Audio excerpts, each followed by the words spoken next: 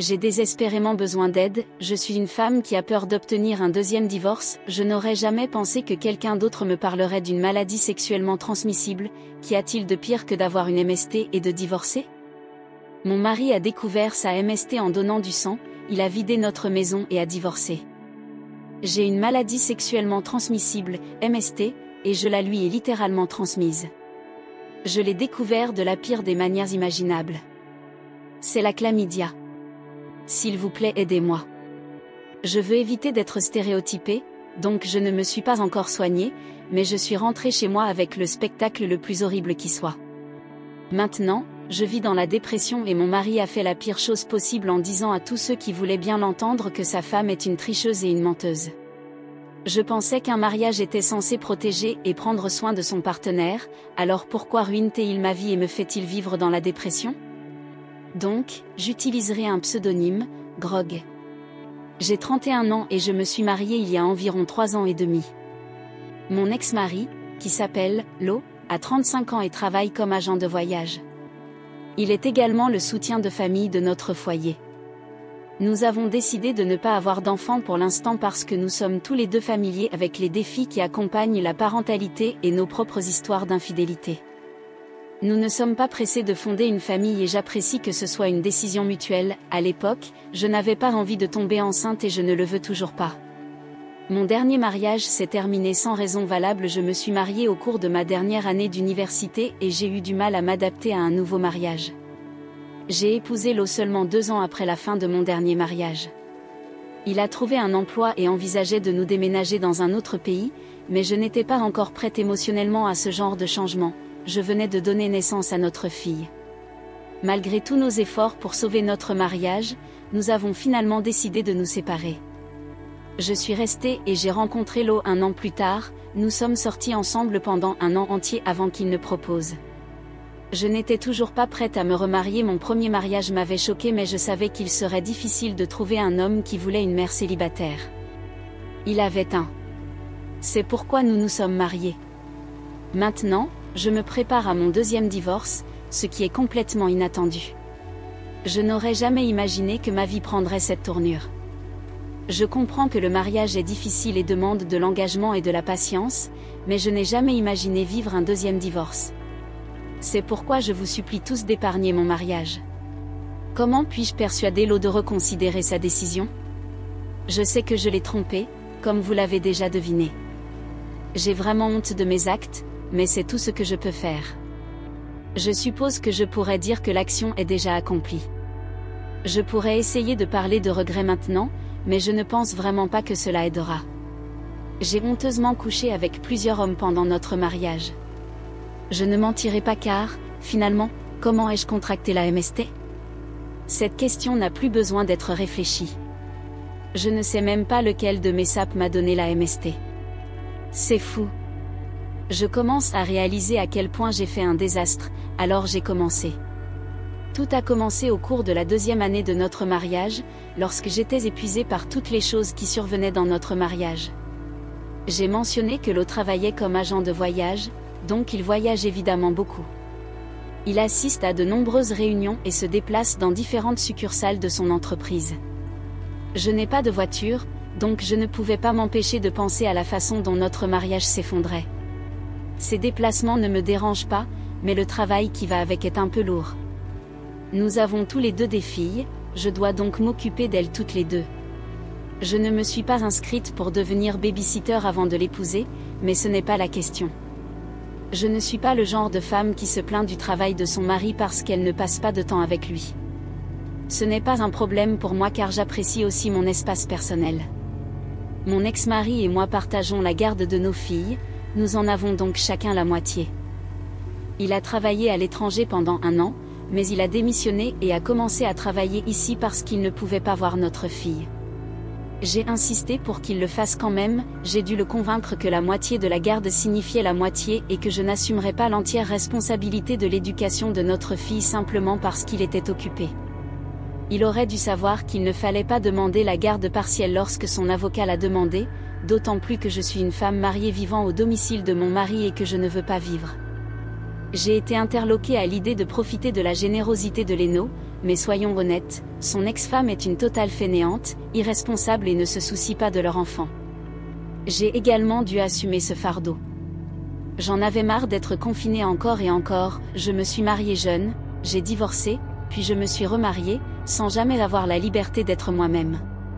Pour aggraver les choses, je suis devenue mère tout d'un coup. Être mère de 2 filles, l'une issue de mon précédent mariage et l'autre de l'ex-partenaire de mon mari, était tout simplement trop pour quelqu'un comme moi, déjà épuisé par le stress du mariage et de la maternité. J'ai eu du mal à résister à la tentation de m'attarder sur des pensées négatives, mais elles ont quand même persisté. Je me sentais physiquement et mentalement épuisée, déprimée et faible à cause de tout ce qui s'était passé ces dernières années. À vrai dire, il fut un temps où je méprisais mon mari et ne souhaitais rien d'autre que d'être mère célibataire de nos 2 jeunes enfants. Je suis même allée jusqu'à ne plus répondre à ses appels par pur ressentiment, pensant qu'il m'avait épousée uniquement pour m'utiliser comme baby-sitter. Avec le recul, tout cela a du sens. J'ai simplement senti que son désir d'avoir quelqu'un pour soutenir sa fille après le départ de son ex-femme était une force motrice. Il est agent de voyage et sait très bien qu'il est occupé. J'ai tout accepté après notre mariage. Ce n'est pas qu'il soit un mari épouvantable ou quoi que ce soit, il est présent quand il en a besoin. J'avais juste l'impression qu'il était juste qu'il puisse vivre des aventures pendant que je restais à la maison et m'occupais des enfants. J'ai apprécié le soutien, mais ce dont j'avais vraiment besoin, c'était d'indépendance. J'ai piqué une crise pour obtenir ce que je voulais, et c'est à ce moment-là que ma misère a commencé. J'ai informé Léno que je voulais trouver un emploi parce que j'en avais marre de vivre de la générosité de mes parents. Il a été interloqué et je lui ai dit que je voulais simplement être financièrement indépendant. Après de nombreux échanges, il a finalement accepté, mais j'ai décliné sa suggestion d'embaucher une nounou pour les enfants. Ma tante, qui est veuve et qui a perdu son mari et ses 2 enfants dans un accident, est incroyablement aimante et attentionnée, et elle vit très près. J'étais beaucoup plus à l'aise avec une famille qui surveillait mes enfants qu'avec un parfait inconnu. J'ai rencontré la plupart des hommes avec qui j'ai couché au travail, ce qui est incroyablement embarrassant mais vrai. J'étais tellement naïf que je n'ai pas réfléchi. Je n'ai jamais eu l'intention de tricher, tout ce que je voulais, c'était une pause avec les enfants, un peu de travail et du temps loin de la maison. Malheureusement, les choses ont empiré et ma vie s'est compliquée du jour au lendemain. Bien sûr, je n'ai pas simplement commencé. Je me suis fait de très mauvais amis au travail. Au début, ils m'ont invité à prendre un café, un petit déjeuner et des friandises. Ensuite, ils ont commencé à m'inviter à des fêtes à la maison, à des fêtes d'anniversaire et à des clubs organisés par Léno. J'ai toujours nié avoir eu l'intention de tricher, mais la situation était trop délicate et lourde de conséquences. L'environnement de bureau n'aurait pas dû être aussi confortable, mais c'est simplement l'ambiance dégagée par les employés. Je n'avais aucune idée de ce qui se passait car, comme je l'ai déjà mentionné, il voyageait beaucoup. C'est un homme travailleur, je le lui accorde, mais la vérité est qu'il est toujours occupé. En comparaison avec le style de vie que j'ai commencé à mener, ce n'était pas un problème. Au début, je me sentais mal à l'idée de sortir faire la fête, je me limiterais à 1 fois par semaine pour pouvoir passer le week-end avec les enfants. Cependant, je suis finalement devenue incapable de résister à sortir et je commençais à craindre de rater quelque chose d'important chaque fois que je sautais une soirée en club. Parce que je n'avais jamais rien vécu de pareil auparavant, j'étais naïf et facilement influencé par le nouveau style de vie. Je m'en veux de m'être laissé tomber dans cet endroit sombre. Avec le recul, je vois comment j'aurais pu mieux gérer les choses, mais il n'y avait pas de retour en arrière à l'époque. Je pensais avoir raison parce que j'avais été traitée injustement, alors quand les hommes avec leur sourire charmant et les corps séduisants abondent et je n'ai pas pu résister à l'envie de sortir avec presque tous ceux qui m'ont invité à sortir avec moi. Maintenant, ne vous méprenez pas. Je n'ai pas été impliquée dans des centaines de dizaines d'hommes qui ont manifesté leur intérêt pour moi, au contraire, je ne sortais pas avec plus de 4 hommes par an. Je ne suis pas sortie avec tous en même temps, et je ne me suis pas engagée avec qui que ce soit très longtemps non plus, car les toilettes étaient rarement là. Je n'ai pas ressenti le besoin d'être timide à propos de mon APS. Je n'ai pas essayé d'éviter de laisser des espaces dans mes relations. J'avais l'impression de le vivre et personne ne pouvait me dire le contraire. Honnêtement, je savais que c'était mal, mais je n'ai pas arrêté Léno. Il ne savait pas que sa femme, qui, selon lui, travaillait dur pour être indépendante, était en réalité occupée avec plusieurs hommes. Je me souviens quand Lo a même suggéré de partir en vacances. Je me souviens avoir entendu ce proverbe ou cet adage de ma grand-mère, mais je pense que j'avais sous-estimé à quel point c'était vrai. À ce moment-là, j'étais occupée avec mon AP, alors j'ai inventé une excuse et lui ai dit de reporter. Il voulait passer ses vacances avec moi et les filles puisque c'était son congé annuel du travail, mais je passais des moments inoubliables avec mon AP, alors j'ai laissé passer cette opportunité. Cependant, je me rends compte maintenant que de telles opportunités ne se présentent pas très souvent. Tout a commencé quand Lo n'aimait pas que les enfants passent moins de temps chez nous parce que ma tante avait sa propre maison et les gardait là-bas. Les enfants s'étaient habitués à cette routine et n'aimaient plus rentrer à la maison le soir, alors dès que j'essayais de les chercher, ils faisaient une crise de colère. Au début, je n'y pensais pas beaucoup et je n'en ai pas parlé à Lo parce que je ne voulais pas la contrarier. J'ai commencé à m'inquiéter lorsque j'ai remarqué que cela devenait un phénomène régulier. Leno l'avait déjà découvert lorsqu'il avait essayé de surprendre les enfants en les récupérant après un voyage de travail, mais ils ont refusé. Habituellement, je les soudoyais avec des cadeaux, mais comme Lo n'en était pas conscient, il a eu du mal. Il est finalement revenu et m'a dit qu'il était inquiet, alors je lui ai dit de ne pas s'inquiéter. Cependant, lorsque le cycle s'est poursuivi, il m'a dit de quitter mon emploi, selon lui.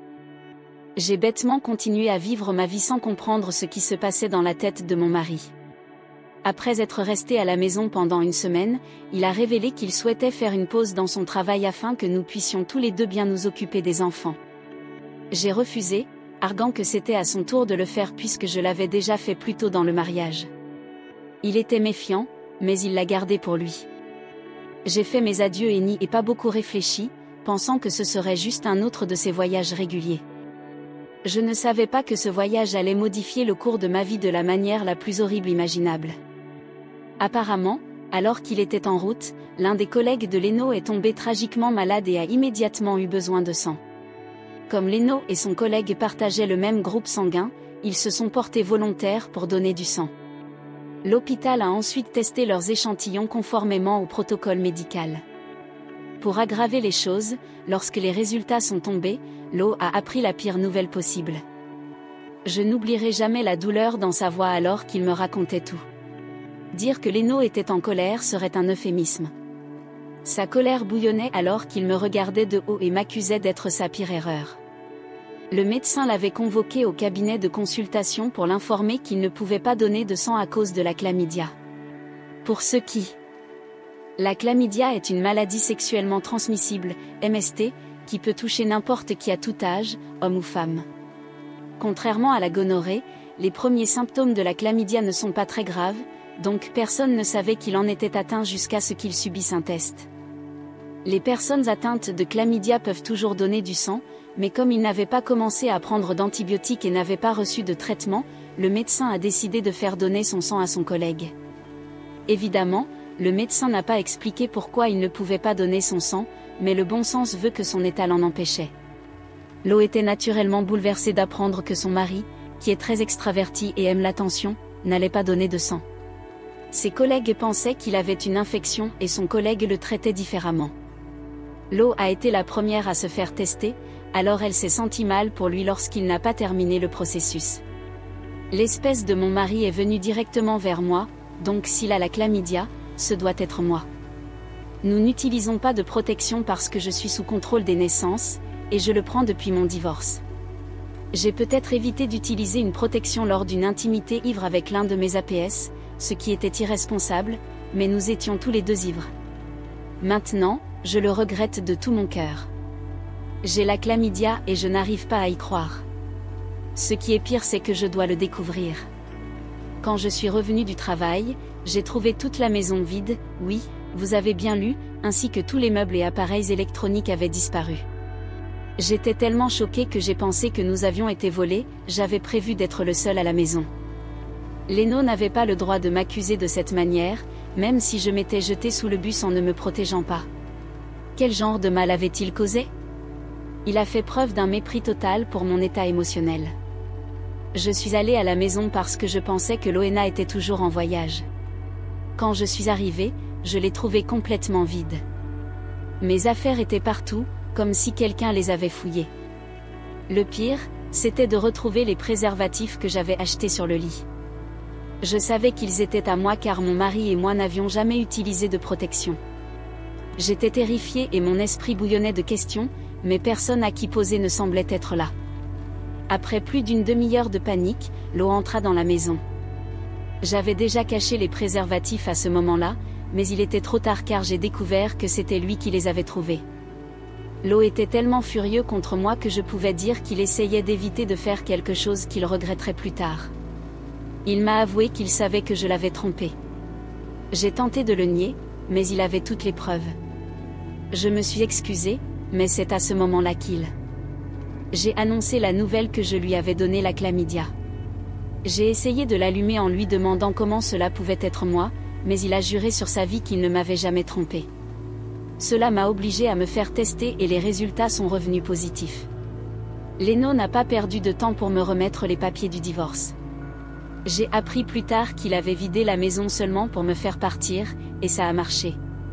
J'ai dû m'enfuir parce que je ne pouvais pas vivre dans une maison qui faisait écho à mes nouvelles. J'étais en plein divorce, des rumeurs circulaient et je me sentais impuissante à continuer à vivre seule. À son retour, il a refusé de me laisser rentrer.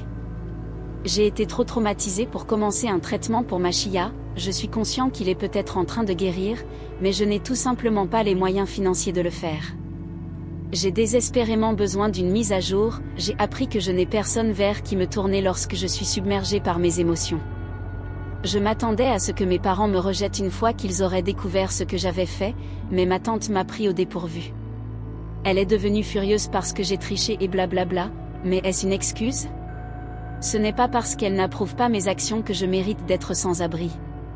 Elle a dit qu'elle laisserait seulement ma fille rester dans sa grande maison, c'est pourquoi elle a une crise de santé et un divorce. Et elle vit seule. À quel point les gens sont-ils méchants ? Tout le monde a pris le parti de Milo et personne n'est disposé à me divertir ni même à essayer de le faire. Ils pensent tous que j'ai tort, ce qui est bien, mais est-ce juste ? Châtiment ? Je ne pense pas Lo est devenue une étrangère après le divorce, ce qui est ma pire crainte. Je déteste divorcer et je ne veux pas subir la stigmatisation et le sentiment d'échouer 2 fois. Je suis toujours aux prises avec ma MST, je pensais avoir appris ma leçon, que pourrais-je avoir besoin de savoir de plus ? Je paie le loyer, les soins de santé et la nourriture avec mes maigres revenus, mon ex-mari a dû s'amuser en me voyant perdre ma maison et maintenant il est marié. Aucun des hommes avec qui je sortais ne voulait quelque chose de sérieux, c'était du plaisir et des jeux. Sans mon travail, je mendirais dans la rue. Ma tante et mes parents ne s'occupent que de ma fille. Ils veulent que je sois fort et que je comprenne. J'en ai eu assez. Je suis épuisée, triste et malade d'être le centre d'attention. Personne n'est prêt à m'écouter admettre mes erreurs ou à me fournir le soutien émotionnel, mental ou financier dont j'ai besoin. Ma fille remet constamment en question ses beaux-frères et sœurs et son beau-père, et mes parents soulignent que j'ai enlevé sa maison stable. J'en ai marre d'être l'objet de reproches.